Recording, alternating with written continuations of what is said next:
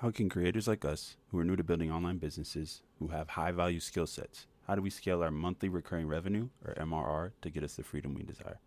That is the question, and this newsletter will give you the answers. Be sure to subscribe if these are the types of answers you seek. My name is Boise Gordon, and welcome to episode 11 of Boise Talks Business. Episode 11. This simple funnel strategy will scale my MRR to over $15,000 in 2024. Sharing the details of my strategy and giving you something you can use too. In the last episode, we discussed attracting business through content marketing to an ICP, leveraging empathy, all the good stuff. It was a pretty good episode. So good, in fact, that I was actually inspired to revise my ICP a bit. It was fairly dated, and I realized that I hadn't been as detailed because I didn't have enough data. When I first started this journey, I didn't know what I was doing, right? So I just made a guess based on what I assumed my ICP would be like, what they would look for. After 100 days into the journey, I have all the information I need. So by completing my ICP detail, my mind was flooded with potential problems that I could solve for Judy. Judy is my ICP. I don't know why I put Judy. Maybe I see all of you guys as like Judge Judy or something, but no. I had a good time filling out the template again for my ICP. In today's episode, I actually want to discuss my current content funnel and the success criteria for it. That's kind of like a problem I felt like people who identify with my ICP would have, considering that one, I had the problem. So another tip when you're talking about ICPs and like ideal customer personas for people that don't know, is just a generic rundown of the ideal client that you would want to work with, where you're identifying their different demographics so that you can empathize with that character and create content specifically for them. So like when I was coming up with the ICP, it gave me like a bunch of like different problems that I could tackle. And I started to realize like my ICP was just me a couple months ago. Like I had all this experience, all this knowledge, all this entrepreneurship skill, but I didn't know how to apply them correctly into the online space. And funnels is actually not a new concept because sales has a funnel, but it's definitely new for me in terms of just like content marketing and like building online. So behold the basic foundation of a funnel as a graphic. So for like the podcast listeners, I'll just explain it. So it's just a picture of a person like with an arrow pointing to a stack of money. And in the middle, it says leverage yourself to make money online. It helps to think of making money online as solving a maze to the cheddar and the funnel as the path you'd take to get there. I made the mistake of overcomplicating it in the beginning, but as many of you may know, if you've ever solved a maze before, usually, the path to the cheese is the shortest path possible. That's literally the point of the maze. So I went all around and, turn around, back cut. My first content funnel, definitely told everyone in the world that I had no clue what I was doing. My thoughts were everywhere. My process was non-existent. My crisis was existential. I had a Medium, and I was writing full-length articles every day there, practicing my copywriting and making a couple bucks, sure, but none of it helped me with my funnel. It was just like something I did. So there was like some inefficiency there. And then I started my Substack in an attempt to build an email list because everybody was saying, build an email list. You got to build an email list. So I was like, okay, I'll just start trying it, and I'll just start writing daily there too. And that was my daily journal of my journey. Mainly my feelings and daily activities, like what I learned, how much I was making, all that good stuff, right? And then I had a website that I was constantly updating to be more attractive to my, at that time, target ICP. And that had all my services, my packages, my calendar, and that kind of made up a bulk of my entire funnel. My original funnel went something like this. It would start at Medium, go to my website, stop. It would start at Medium, go to my Substack, stop. It would start at my Substack, go to my website, stop. Start at my website, go to my Medium and Substack, stop. This one was like the most complete part of my funnel that I even had. Go to my website, schedule a meeting, I'll pitch you the offer, stop. That's it. And then Medium, I pitch you the offer. Stop. Substack, I pitch you the offer. Stop. That was it. I was literally taking people from the first part where they meet me. So if they met me on Medium, I'd send them to my website sometimes, or I'd send them to my Substack sometimes. If they met me on Substack, I'd send them to my website sometimes. Sometimes I would send them back to my Medium. Like if they met me on my website, they would be sent to my Substack or Medium. And if they met me on my website, sometimes they get a meeting, and then the meeting turned to an offer. And then sometimes I sold directly in my Medium or in my Substack. Yeah, it was super confusing. I get people interested in meeting with me with my content. Like through my content, I would garner interest, and I had no clue where to send them. My original funnel had 7 points of entry for my target audience with no outlet. I didn't have a funnel. I had a bagpipe, and I was playing myself. I thought that was cool. It's a good copy right there. Laugh if you liked it. So new look. Like now my funnel has direction. It's an actual funnel. And if you think of a funnel, just to give you guys like more of a visual, I didn't really write this, but I'll just kind of make it up. So think of a funnel. You know what a funnel looks like. It starts really wide and big at the beginning, and then it kind of leans down into a cone shape, but there's a small hole at the bottom, right? A content funnel or social media funnel, whatever type of funnel you want to talk about, is designed to achieve one result. And like I just said, you are trying to make money online. So the final result is online. Now, the funnel part, the biggest part of the funnel is the front end. And that is usually the part that's going to have the most traffic, the most randomness, and then as you get smaller and smaller down the funnel, it's going to be very specific, very tailored, very one directional. It's going to be very niche, right? So it's fine to be a little more general in the beginning parts of your funnel. If you're writing posts on X, if you're writing posts on, maybe you're using Substack as a funnel because they do have a notes platform where you can just be it's kind of like Twitter. You can be more, generic on there. Although I will say, like, it helps your conversions to just not be generic ever. But if you want to be a little more generic on there, that's cool. You're sending people to your next part of your funnel. You can be a little more specific. Then the next part of your funnel, you can be super specific. And then that is hopefully going to generate some customer traffic. Right now, my current funnel is not beginner friendly because I'm not a beginner anymore. Now that I know what I'm doing, I can leverage all my tools and my creativity to maximum efficiency. Check out my current funnel. For listeners, I will explain what it looks like. So it is me, right? I am putting out content on X. I am putting out content on Substack. I am leveraging my website. So that is the amplification part of my funnel. That is the amplification part. There's 3 parts. The content on X leads people to my Substack. The content on my website leads people to my Substack or a meeting. And then my content on Substack obviously is leading people to subscribe to my Substack. So I am using notes on Substack sometimes, which is similar to Twitter. So it already has its own funnel, and I don't really have to do that much work. I just copy and paste Twitter posts to Substack, the Substack notes, and then it's essentially like its own funnel. And then Substack sends emails. That is my email list. That is my list building tool. That is my community nurturing tool. I can start threads on Substack. I can DM people on Substack. I can also DM people on Twitter and get people from the DMs to my Substack, or get people from the DMs on Twitter to meetings with me. You know what I mean? So there's multiple parts of the funnel that extend directly from the amplification process, because I'm leveraging the different parts of each one. And then from the email, I'm getting meetings scheduled. At the end of each newsletter and podcast, I let people know what I'm offering. And if they want to schedule a meeting with me, I tell them exactly what they have to do.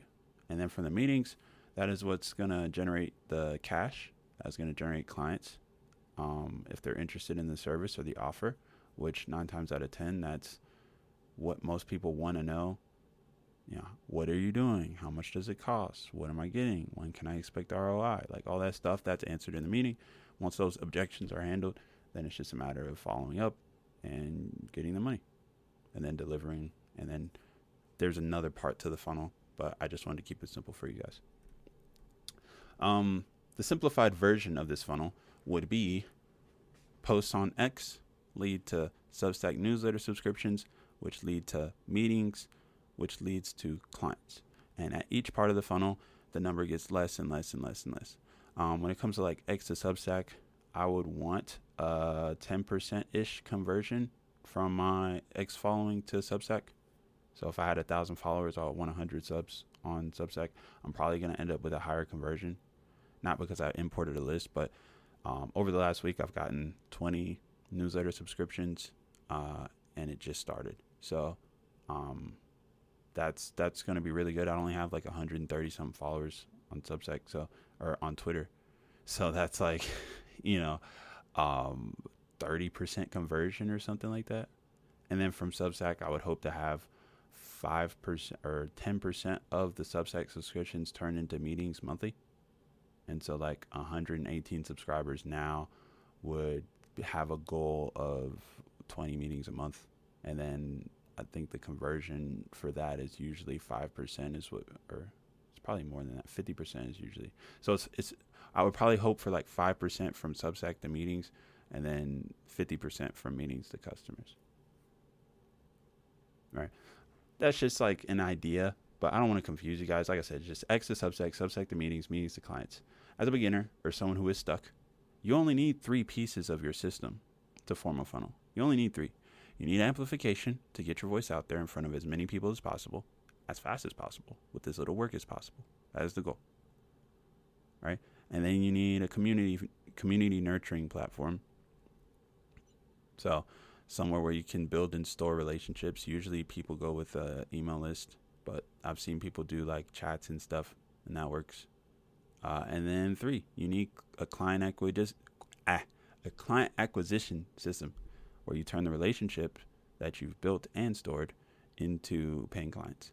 Personally, I decided to drop my first funnel completely and start over just because it was already messed up. It's kind of like your shoe not being tied so tight that like you can't undo it with your fingers, so you just snip it off and start over.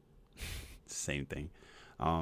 That is how this newsletter/podcast came to be, and why a majority of my time is spent on X. If you have an overcomplicated system, it might just be best to start over. Start from scratch is the next section. The first thing to do when starting a funnel is to choose your 3 platforms: 1 amplification channel, social media, 1 community nurturing channel, email, private groups, etc., and 1 client acquisition channel, so meetings, DMs, emails, etc. Luckily for you, there are apps that have almost all of these channels taken care of. X can do all of them. Now you can do newsletters, I'm pretty sure. Facebook has groups, has DMs, has the amplification. Substack, same thing. They have the notes, they have the newsletter, they have the amplification, and the DMs now, which is a recent feature. LinkedIn, same thing. You can have a newsletter, you can have the amplification, DMs, of course, although you're going to get spammed with a bunch of people, etc. There's a bunch of different channels for all of these, so just pick out the ones that you want to use or that you feel comfortable using. That is the key, comfortability, because sustainability is going to lead you to success, not necessarily like a perfect fit for everything. So in reality, you only need 1, but the features may not be ideal for your situation, so just do your research. Like for instance, X's article platform probably isn't going to be good enough for a newsletter for me, because I like to have a little more flexibility and a more dedicated source, and I want to take my list elsewhere off of the platform. So below is my funnel stack, but I prefer this template for my funnel. So like I said, there's multiple different types of channels on top of everything having multiple channels.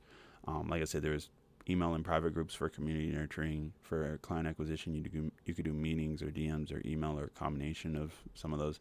So this is kind of like the default that I would use is front end. So the biggest part of your funnel, the social media site, just pick one. Nurturing, email list, newsletter. Prefer that because email is very intimate, yet it's still not super intimate. People can ignore you if they want, but they can also engage with the stuff if they like.